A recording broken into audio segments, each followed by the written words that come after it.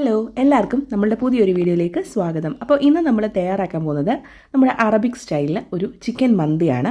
ഇത് നമ്മൾ സാധാരണ നമ്മൾ മന്തി ഉണ്ടാക്കുന്നത് പോലെ ഒരുപാട് എണ്ണയൊന്നും ഒഴിച്ച് കളറൊക്കെ ചേർത്ത് അങ്ങനെയൊന്നും തയ്യാറാക്കുന്ന മന്തിയല്ല കേട്ടോ.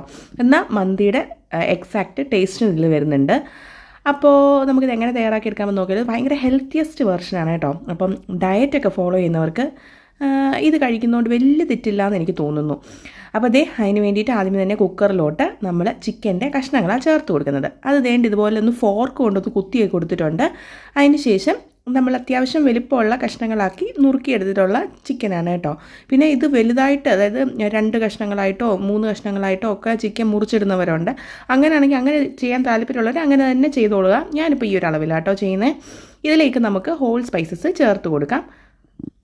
കുറച്ച് ഏലക്ക, പട്ട, ഗ്രാമ്പു, ബേ ലീഫ്, പിന്നെ കുറച്ച് കുരുമുളക്, ഇത്രയും സാധനങ്ങളാണ് ചേർത്ത് കൊടുത്തിട്ടുള്ളത്. ഇനി നമുക്കിതിലേക്ക് അരിഞ്ഞു വെച്ചിട്ടുള്ള ഒരു ക്യാപ്സിക്കം ചേർത്ത് കൊടുക്കാം. ക്യാപ്സിക്കം ചേർത്ത് കഴിഞ്ഞാൽ പിന്നെ നമ്മളിതിലേക്ക് ഒരു മാഗിയുടെ ചിക്കൻ സ്റ്റോക്ക് നമുക്കിതിലേക്ക് ചേർത്ത് കൊടുക്കാം. ഇനി ഇതിലേക്ക് സാധാരണ ചേർത്ത് കൊടുക്കേണ്ടത് കളറാണ്. പക്ഷേ ഞാനിവിടെ കളർ ചേർത്ത് അതിൻ്റെ അൺഹെൽത്തി ആക്കാനായിട്ട് ആഗ്രഹിക്കുന്നില്ല. അതുകൊണ്ട് തന്നെ ഞാൻ കാശ്മീരി റെഡ് ചില്ലി പൗഡർ ആട്ടോ ചേർത്ത് കൊടുക്കുന്നത്. നല്ല കളറുള്ള കാശ്മീരി റെഡ് ചില്ലി പൗഡറാണിത്.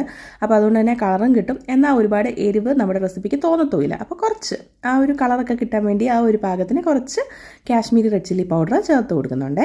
അത്യാവശ്യം നല്ല വലുപ്പമുള്ള ഒരു തക്കാളി മിക്സിക്കകത്തിട്ട് നല്ല പേസ്റ്റ് പരുവത്തിലാക്കിയിട്ട് അതും കൂടി ഇതിലേക്ക് ചേർത്ത് കൊടുക്കുന്നുണ്ട്. ചെറിയ തക്കാളിയാണെങ്കിൽ ഒരു 2 വരെയൊക്കെ ചേർത്ത് കൊടുക്കുക കേട്ടോ. ഇത് അത്യാവശ്യം വലിപ്പമുള്ള തക്കാളി തന്നെയായിരുന്നു.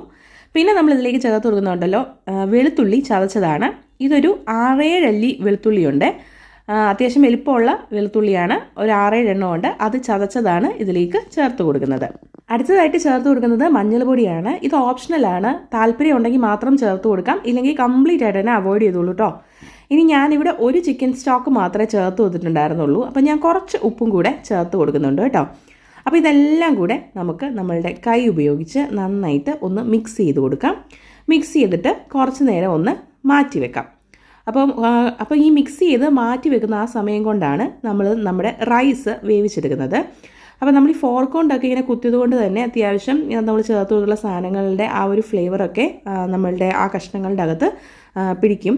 പിന്നെ ഈ തൊലി കളഞ്ഞിട്ടാണ് ഞാൻ ഇവിടെ ചിക്കൻ എടുത്തിട്ടുള്ളത്. തൊലിയോടുകൂടെ ചിക്കൻ എടുക്കാൻ താല്പര്യമുള്ളവർ അങ്ങനെ ചെയ്യുമ്പോഴാണ് ഒരല്പം കൂടെ ടേസ്റ്റ് കൂടുതൽ തോന്നുക. ഇനി നമ്മൾ ഇതിലേക്ക് കുറച്ച് ഒതൻറ്റിക് റെസിപ്പിയിൽ നമ്മൾ ചേർത്ത് കൊടുക്കുന്ന എണ്ണ എന്ന് പറയുന്നത് വെജിറ്റബിൾ ഓയിലാണ്. അപ്പം വെജിറ്റബിൾ ഓയിൽ കുറച്ച് ചേർത്ത് കൊടുക്കുക കേട്ടോ. അപ്പോൾ സാധാരണ ഈ മന്തിയൊക്കെ യൂസ് ചെയ്യുമ്പം ഇതിലേക്ക് 1/2 കപ്പോളം എണ്ണ നമ്മൾ യൂസ് ചെയ്യുന്നുണ്ട്.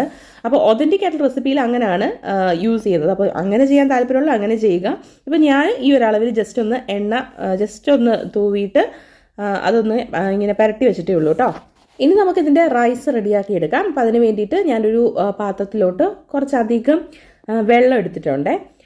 ഇതിലേക്ക് ഞാൻ 1 സ്പൂണോളം നല്ല ജീരകം ചേർത്ത് കൊടുക്കുന്നുണ്ട്.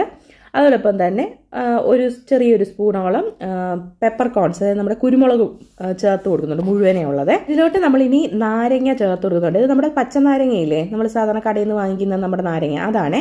അത് ചെറിയൊരു 3 കഷ്ണം ചേർത്ത് കൊടുക്കുന്നുണ്ട്. പിന്നെ അത് കൂടാതെ ഒരു ഡ്രൈ ലെമണും കൂടെ ചേർത്ത് കൊടുക്കുന്നുണ്ട്. ഇനിയിപ്പോൾ നിങ്ങളുടെ കയ്യിൽ മറ്റേ പച്ചനാരങ്ങ ഇല്ല എങ്കിൽ 2 ഡ്രൈ ലെമൺ ചേർത്ത് കൊടുത്താലും മതി കേട്ടോ. ഇപ്പോൾ ഡ്രൈ ലെമൺ ഇല്ല എങ്കിൽ ഈ പച്ചനാരങ്ങ മാത്രം ചേർത്ത് കൊടുത്തും നമുക്ക് റെഡിയാക്കാനായിട്ട് സാധിക്കും. ഇനി ഇതിലേക്ക് കുറച്ച് ഉപ്പ് ചേർത്ത് കൊടുക്കുന്നുണ്ട്. നമ്മുടെ റൈസിൽ പിടിക്കാൻ വേണ്ടിയിട്ട് കുറച്ച് ഉപ്പ് ചേർത്ത് കൊടുക്കുന്നുണ്ട്. എന്നിട്ട് നമുക്ക് കുറച്ച് ഓയിലും കൂടെ ഒന്ന് ചേർത്ത് കൊടുക്കുന്നുണ്ട്. എന്നിട്ട് ഈ വെള്ളം നന്നായിട്ടൊന്ന് ചൂടാവട്ടെ. വെള്ളം ചൂടായി വന്നിട്ടുണ്ട്. ഈ ഒരു സമയത്ത് നമ്മളിതിലേക്ക് കഴുകി വാർന്ന് വെച്ചിട്ടുള്ള ബസ്മതി റൈസാണ് ഞാൻ ചേർത്ത് കൊടുത്തിട്ടുള്ളത്. സാധാരണ മന്തി ഉണ്ടാക്കുമ്പോൾ നമ്മൾ ഗോൾഡൻ സെല്ല റൈസാണ് യൂസ് ചെയ്യുന്നത്. അപ്പോൾ എൻ്റെ കയ്യിൽ അത് ഇല്ലാഞ്ഞതുകൊണ്ട് ബസ്മതി റൈസാണ് യൂസ് ചെയ്തിട്ടുള്ളത് കേട്ടോ. പക്ഷേ ബസ്മതി റൈസ് യൂസ് ചെയ്യുന്നു എന്ന് പറഞ്ഞാൽ നമ്മുടെ ടേസ്റ്റിനൊന്നും വലിയ വ്യത്യാസമൊന്നുമില്ല. പിന്നെ ടെക്സ്ചറിന് ഒരു ചെറിയൊരു വ്യത്യാസം ഉണ്ടെന്നേ ഉള്ളൂ. പക്ഷെ നമുക്ക് വല്ലപ്പോഴും ഇങ്ങനെ എന്തെങ്കിലുമൊക്കെ ഉണ്ടാക്കി കഴിക്കണം തോന്നിക്കഴിഞ്ഞാൽ നമ്മുടെ വീട്ടിൽ സെല്ല റൈസ് ഇല്ലെങ്കിലും നമുക്ക് മന്തി ഉണ്ടാക്കാനായിട്ട് സാധിക്കും. ബസ്മതി റൈസ് ചേർത്ത് കൊടുത്താലും മതി കേട്ടോ.